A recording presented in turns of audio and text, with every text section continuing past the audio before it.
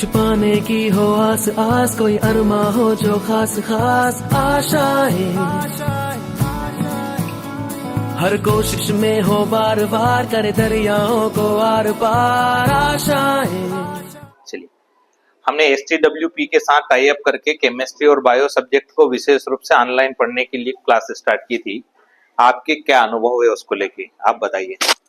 Sir सबसे पहले तो ये टेक्नोलॉजी के द्वारा समझाते हैं। इनके पास स्क्रीन बोर्ड है जिससे हम विजुअलाइज करके अच्छे से पढ़ सकते हैं। वो इंटरनेट के थ्रू हमको अच्छे से समझा सकते हैं very good. Deeply. Sir concept अच्छे से क्लियर हो रहे और बहुत मतलब डीप में पढ़ा रहे, ऐसा हमने आज तक डीप में पढ़ा नहीं वो हमको। हम जिस तरह नॉर्मल क्लासेस में पढ़ते थे उसी तरह हम इस क्लासेस में भी पढ़ पा रहे हैं और फुल एंजॉयमेंट के साथ स्टडी कर रहे हैं।